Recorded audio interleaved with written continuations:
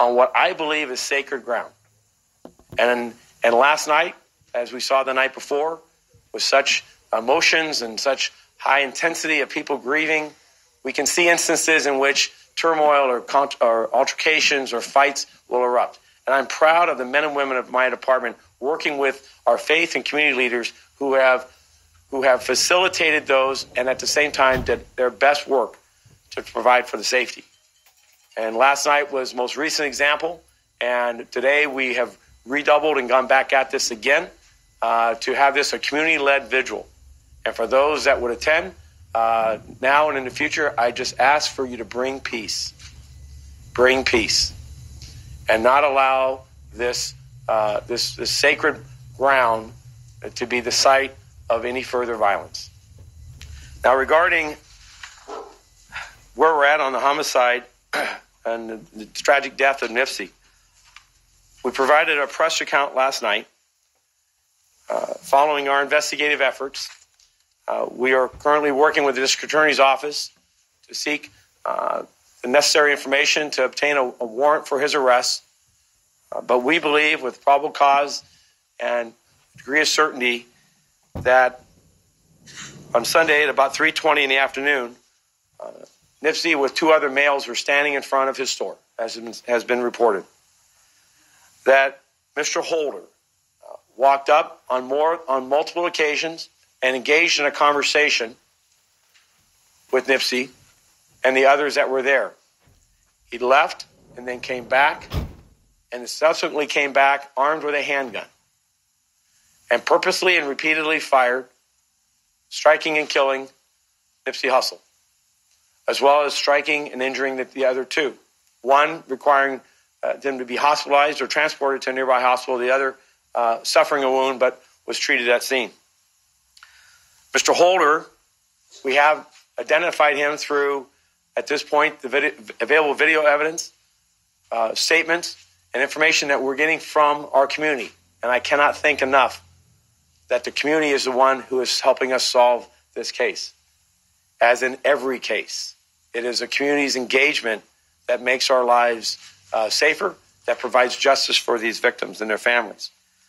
Mr. Holder entered the passenger side of a 2016 Chevy Cruze.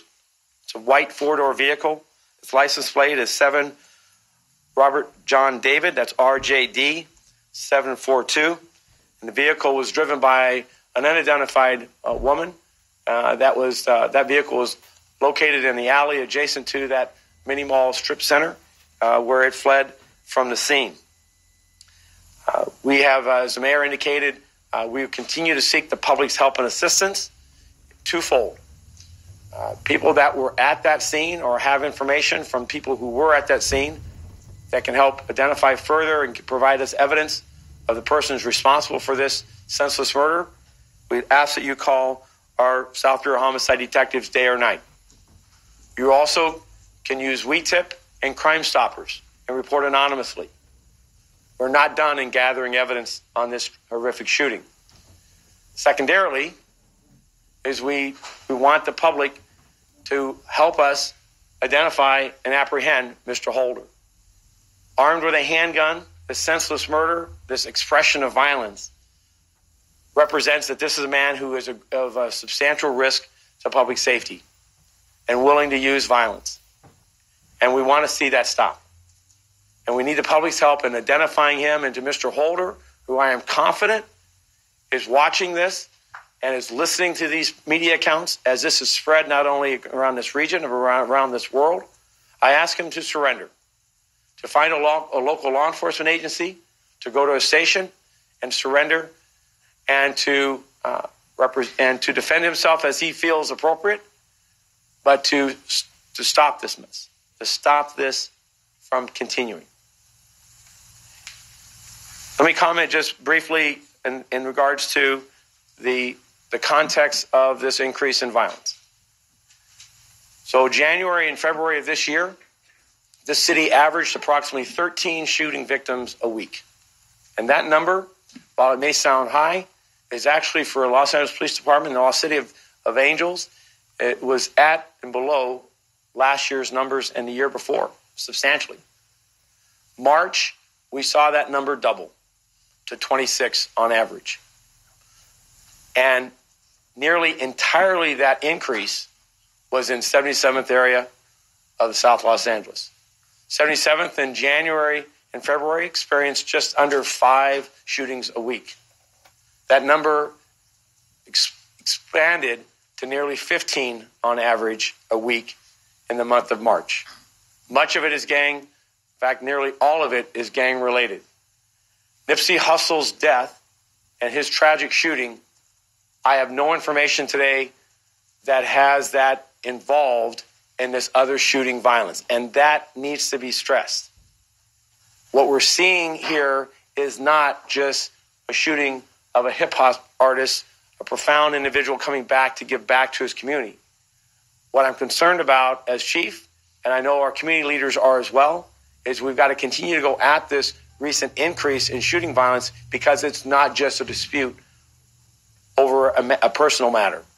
This is gang violence that we're seeing, particularly in South Los Angeles, but also on the west side and in other parts of the city, that we need to redouble our efforts and keep working towards intervening and finding ways of resolving disputes without people resulting to a bullet with no name on it.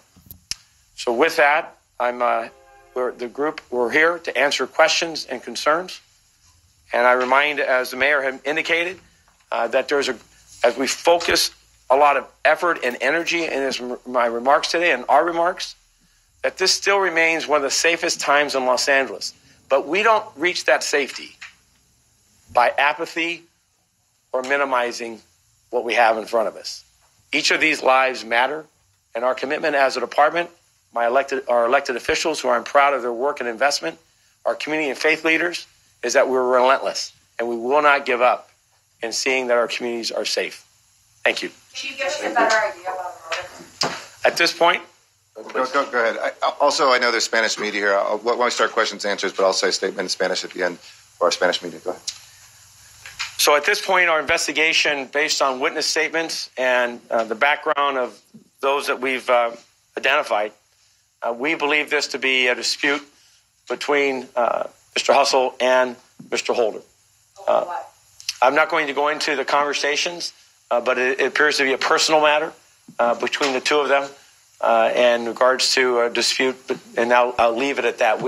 I'm going to ask you to understand that we have identified Mr. Holder because based on yesterday, what we've learned in the first 24 hours, we believe him to be the responsible individual for this killing. And we have a responsibility as law enforcement to work and ensure that the public's made aware of that, as well as our officers and other law enforcement who may come across this individual who is armed with a handgun and willing to use such violence.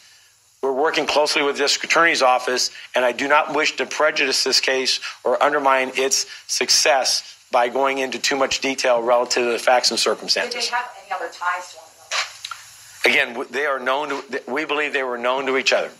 Your two men showed up at hospitals and had been shot last night. Is that true? So let me clarify. Let me talk about what we know today about the events of last night. So the vigils, I was at that scene yesterday. I'm proud of the work again of our interventionists and prevention, our faith leaders that were there to orchestrate and support and kind of organize that spontaneous vigil. And the conduct of the vast majority of people was well. They're grieving and they're trying to struggle through that. About a little after 8 o'clock last night, it appears, based on the information we have today, that an individual in the crowd was armed with a handgun, that he produced that handgun as a means of displaying it or brandishing it or showing it. We have no information that he meant to, that we have no information right now that he shot anyone with it, but that another individual there, seeing that and recognizing the danger of that, attempted to disarm him.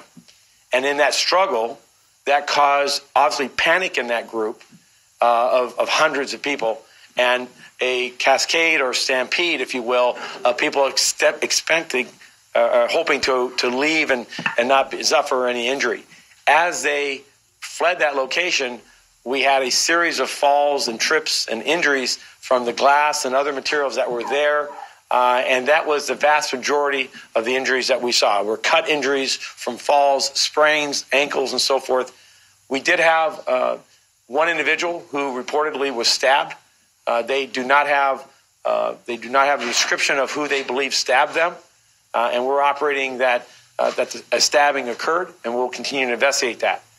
Later, about 11 o'clock last night, we have two women who arrived at a hospital, initially reported a different location and stated that they had been shot. They later then articulated that they were at the vigil when the shooting occurred. We had a commander on scene at the event when this event unfolded. That was 50 feet away from where the vigil was occurring, and we do not have any reported gunfire being heard. We will continue to investigate the nature of the injuries the two women suffered. I'm not questioning their account, but at this point, I'm lacking information that a shooting occurred. What is critical, and I'm so thankful, again, is the conduct of restraint by our officers who took a number of bottles. We had a sergeant that took sutures to his hand from a serious cut of items that were thrown at the police. Our officers exercised tremendous restraint and worked closely with various representatives of the community and coalitions to establish and reestablish control and the safety of the people that were there. Over the night, we have worked with Tony Muhammad from the Nation of Islam, with our mayor's crisis response team, with Ms. Trimbley from the mayor's office, GRID, and faith leaders to clean that area, to remove the trash and debris, to package or safeguard the items of memorial that were not damaged for the family, and to reestablish again a process in which people who wish to visit that memorial, that vigil, are allowed to do so in an organized manner. The police department will remain in the area. Our officers will remain on standby. But I'm proud of the work of our community activists and organizers as they organize and administer and allow LA to grieve. And really, people from across the country have responded to this location, our effort to pay their respect. And we hope to see that last night is the last night of any touch of instance that we saw. Chief, you were looking for anyone else?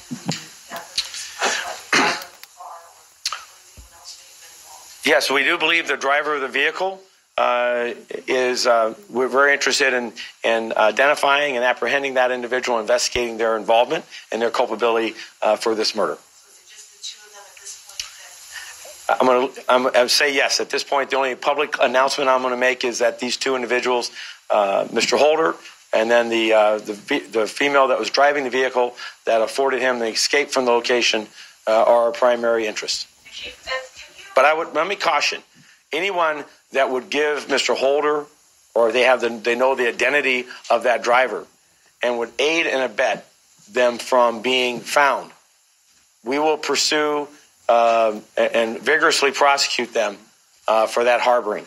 There should be no safe haven for this individual. He poses an imminent risk to public safety, as well as should face justice in regards to his actions. You want to make it very clear, you said, with regard to the idea of whether this shooting involving Nipsey Hussle was gang-related or not. So as far as you are concerned, it is not?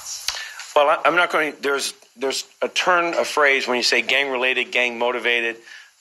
We know Mr. Hussle has represented his earlier involvement in membership with the street gang in Los Angeles. We believe Mr. Holder is a member of a street gang. I'm not going to identify street gangs by name. That I don't believe that is an appropriate thing for a law enforcement professional to do or executive. But the aspect of the nature of the dispute is not, to our information, anything relative to rivalries between gangs, but rather a dispute between these two individuals. Is there anything else you can tell us about the suspect as far as any aliases? Was he also a rapper? So I'm going to limit our remark.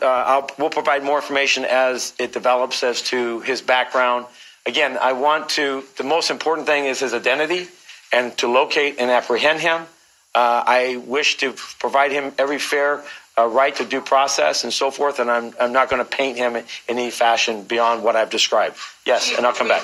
Between the time that you identified your suspect and put his picture out, they've got a couple of hours on you. Do you believe that the suspect is still in the area and that woman is possibly still there? Well, the moment this shooting occurred, the persons responsible knew who they were. They knew of their involvement. Whether or not their understanding of our understanding influenced their flight, or if they even have fled the area, is of interest to me. But my primary issue is we will provide for both contingencies. If they have fled, we will pursue, whether they are here locally or they have gone to other locations. I appreciate the media's efforts of stressing to all of our communities, both locally and otherwise, that if you know where this man is at, or the driver of that vehicle, please contact LAPD so we may go out and afford his arrest. We have one more question. Yes. There's a couple of videos, surveillance videos that are floating social media, YouTube. There's one in particular that is one of the networks that's taken ownership of it. Have you guys revised those videos, or what's the veracity of them? Because now with technology and these other things, some of them could be real, some of them could try to get followers. They're very evident, they're very clear, but I just wanted to see what's the capability on those videos. So we're very aware of the use of social media today by a number of parties. We saw the horrific attacks in New Christchurch, New Zealand, where a gunman used social media to live stream such a horrific attack. We know that those that are involved in this type of violence has a certain perverse sickness where they use social media as a platform. The legitimacy, as you identified, is sometimes in question. But let me just be clear. We are using every investigative tool, every constitutionally afforded tool for us to use and access social media to identify the person responsible. And I encourage the public, however, to use a skeptical eye and ear when they look at social media and they try to garner facts or circumstances, because it is filled with misinformation. Thank you all. Thank you very much. Before folks pack up, hold on. Before folks pack up, I just ask you to be respectful to the Spanish media as well, so we can have a clean shot real quick. All right, you've been listening to the Los Angeles County officials there, including the mayor.